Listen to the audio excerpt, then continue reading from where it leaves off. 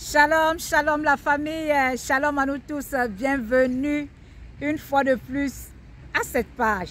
Si c'est la première fois que vous passez par ici, veuillez juste vous abonner, liker, partager la vidéo. Avec le Dieu que nous servons, il n'y a pas de hasard, ce n'est pas un hasard que tu sois là.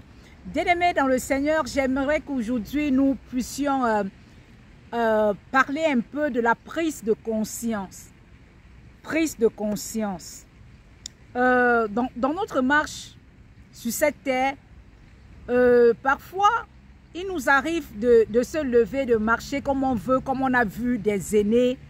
On a vu nos grands frères, nos mamans, ils ont marché. On se met également à leur suivre.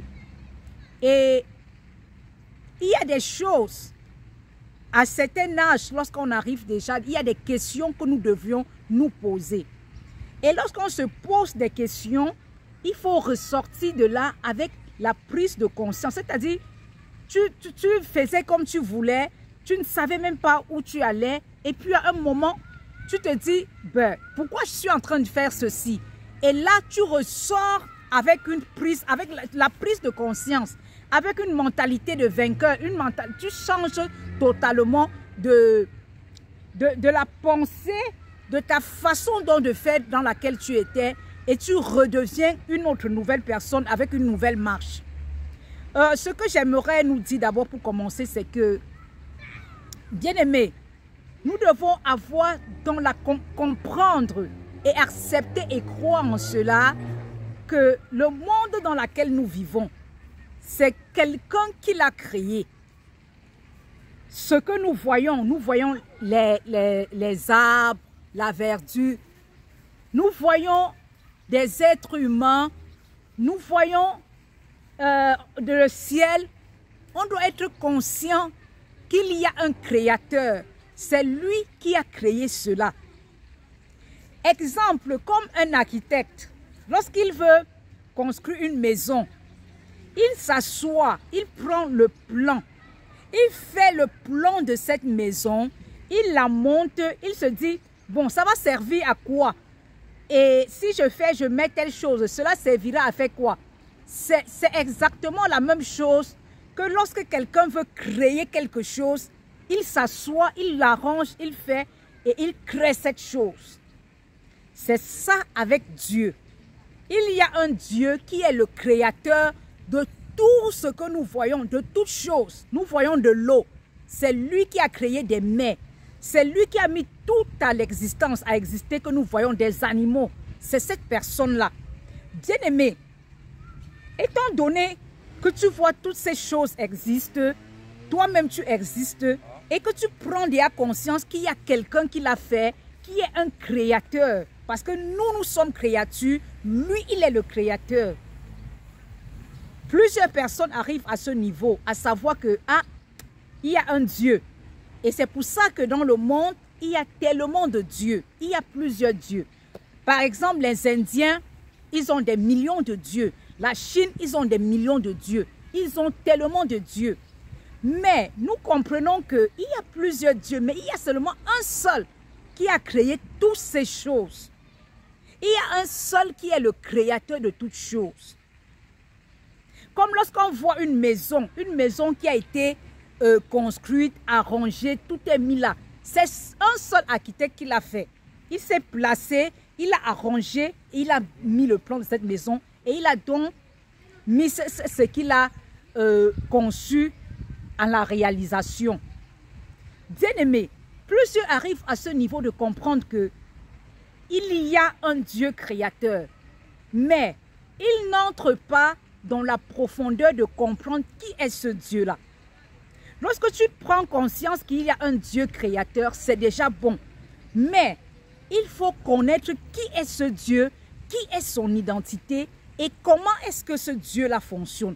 Parce que si tu ne connais pas qui est ce Dieu, son identité, comment il fonctionne, ce sera difficile de pouvoir être connecté à lui. Dans le monde, il y a plusieurs personnes qui font des enfants hors mariage. Et lorsque l'enfant grandit, il devient majeur. Lorsqu'il constate qu'il a un père biologique, bien aimé, quel que soit celui qui a pris soin de lui pendant toutes ces années, il va savoir que oui, je connais comme mon père adoptif, mais il va chercher à connaître qui est son géniteur. C'est ça dans la plupart des cas. C'est pour cela que je t'interpelle aussi, toi, qui sait, qui est conscient qu'il y a un Dieu qui existe, mais qui ne te soucie pas de ce Dieu, de chercher à connaître la profondeur de ce Dieu-là, qui il est et comment est-ce qu'il fonctionne. C'est là le point de départ. Et lorsque tu prends cette conscience que ce Dieu, il existe, il a une identité, tu peux le connaître au travers des Écritures, parce qu'on le connaît, le véritable Dieu, on le connaît au travers de sa parole. La parole qui est la Bible, la parole qui s'est faite chair, la parole même. Parce que Dieu en forme d'écriture, c'est la parole. C'est elle-même qui est cette parole-là. Donc lorsque tu es conscient de cela, qu'est-ce que tu dois faire maintenant? Tu dois chercher à comprendre. Si ce Dieu m'a créé, il a mis sur cette terre, c'est pour quelle raison? Quelle est la raison pour laquelle je vis? Chaque personne doit arriver à ce niveau où il comprend que je suis sur cette terre pour telle chose. Je ne suis pas là pour moi-même.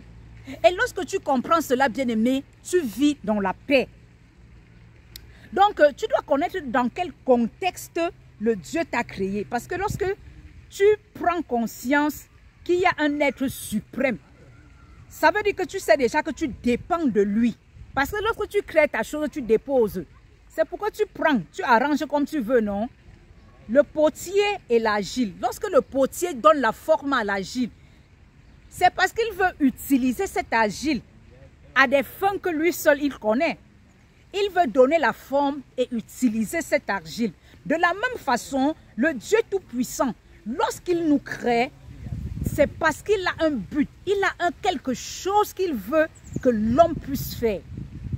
Et c'est ça que chaque enfant de Dieu doit parvenir à comprendre. Qu'est-ce que mon Père Céleste attend de moi? Parce que ce Dieu créateur est en même temps ton Père. Il attend de toi quelque chose que tu dois faire.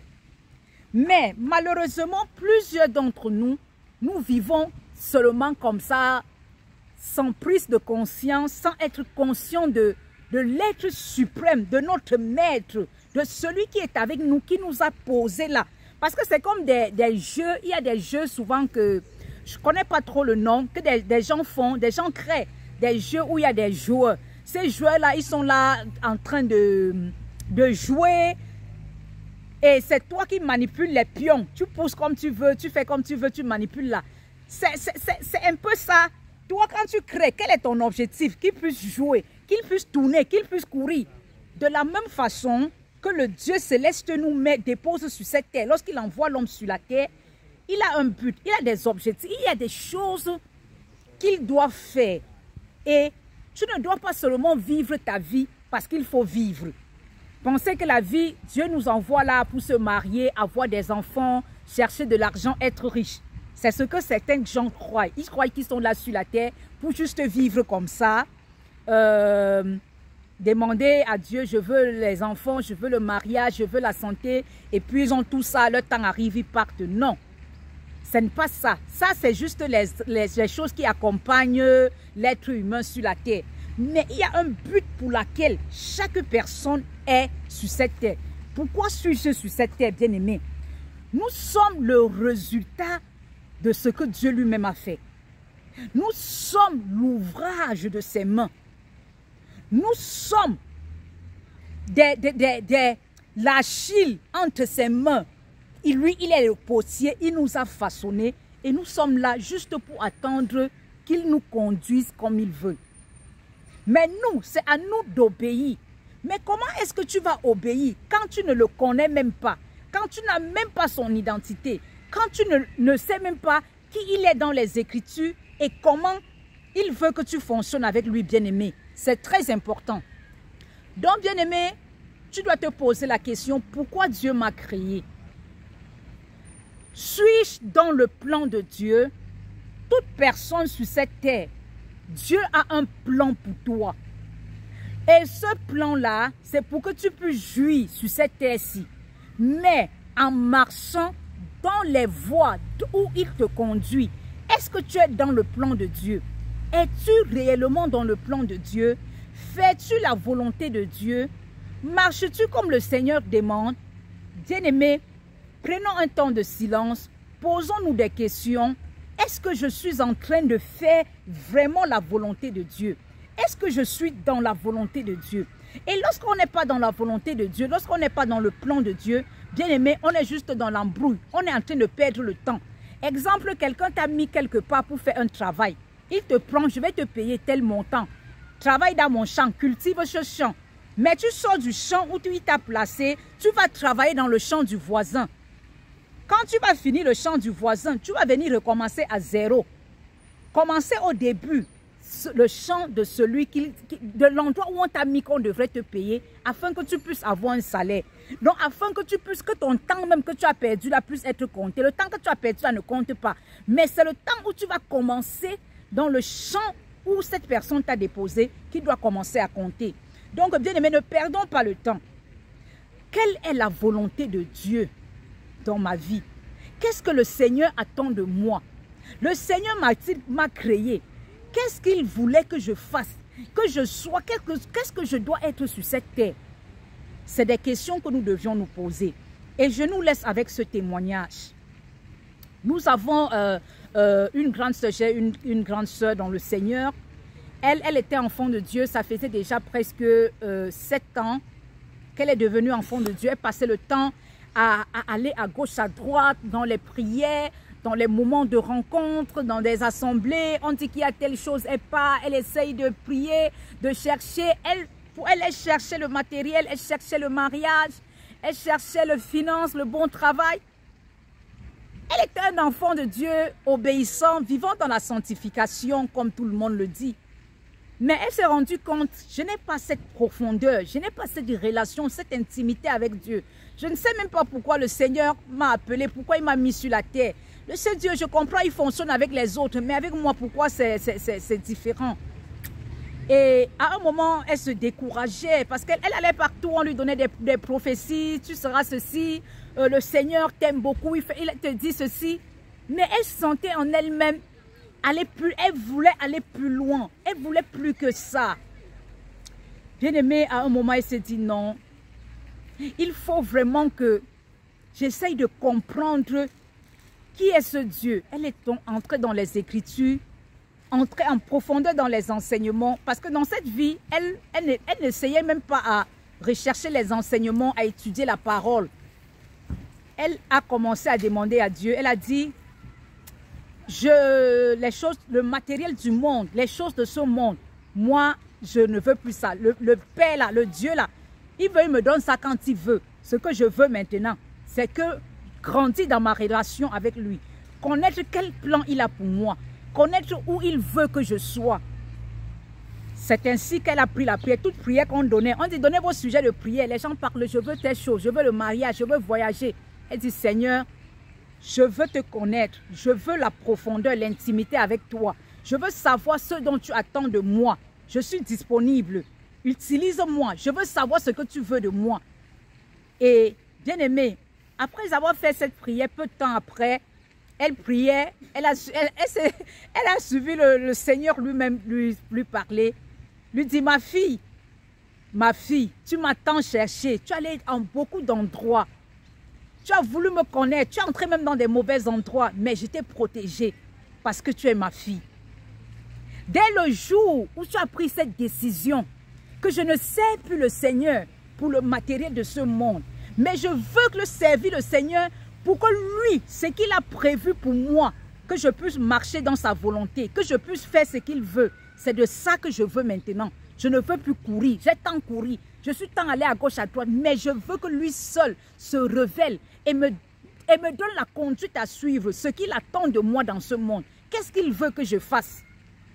Bien-aimé, le Seigneur l'a parlé et elle était joyeuse. C'est ainsi que elle a continué à grandir dans sa relation. Le Père, chaque fois, lui donne des messages, lui parle. Voici comment tu vas faire, voici ce que tu vas faire, voici. Et aujourd'hui, elle dit, je ne marche plus de moi-même. Je marche selon ce que le Seigneur me demande. Si le Seigneur me dit, fais ceci, je fais. Je ne cours plus. Et Les choses de ce monde ne me disent plus rien. Ce qui compte le plus important, c'est mon Père. Bien-aimés, la parole de Dieu nous dit également dans Hébreux 11 au verset 6 que sans la foi, nul ne peut être agréable à Dieu. Et ceux qui s'approchent de Dieu doivent croire qu'il existe et qu'il est le rémunérateur de ceux qui le cherchent. Plusieurs cherchent le Seigneur au mauvais endroit, de la mauvaise façon. Et parfois, certains ne croient même pas qu'il existe. Ils sont juste là tournés. Donc, c'est comme s'ils suivent le mouvement du monde, le mouvement des autres. Revenons en nous-mêmes, prenons conscience. Prenons des moments de silence, posons-nous des questions et toutes vos réponses, bien-aimés, vous l'aurez au travers des Écritures. Et si d'autres questions, vous ne les avez pas, veuillez nous contacter, nous pouvons vous répondre. Il y a un Dieu, créateur de toutes choses, le Dieu qui s'est fait chair en la personne de Jésus, le Dieu de la Bible, le Dieu vivant, le Dieu véritable, celui qui nous a placés sur cette terre pour un but bien précis, pour accomplir ce pourquoi il a besoin que nous fassions sur cette terre. On est là pour un but, on est là pour faire quelque chose. Chacun a quelque chose, un plan prévu par Dieu pour lui. Mais plusieurs meurent même sans connaître le plan de Dieu sur cette terre pour eux. Donc ils s'en vont sans jamais accomplir ce pourquoi Dieu les a envoyés sur cette terre. Parce qu'ils sont distraits, parce qu'ils sont dans le mouvement du monde. Bien-aimés, prenons conscience et le Seigneur nous guidera, il nous conduira, il se révélera et nous aurons la paix parce que c'est en lui seul qu'il y a la paix. Parce que dans ce mouvement du monde, on se rend compte que lorsqu'on suit ce mouvement, on n'a pas la paix, on n'a pas la joie. On est juste comme des personnes qui sont dans des sacs, on les tourne, on les tourne, on les tourne. Mais lorsque tu prends conscience, tu as le renouvellement de l'intelligence. Bien-aimé, tu vis comme si tu n'étais pas ici-bas. Comme la parole dit, nous sommes assis avec Christ dans les lieux célestes. C'est là où tu te rends vraiment compte que tu es avec Christ là, vrai. Bien-aimé, tu es avec lui, vrai. Oh. Shalom, à bientôt.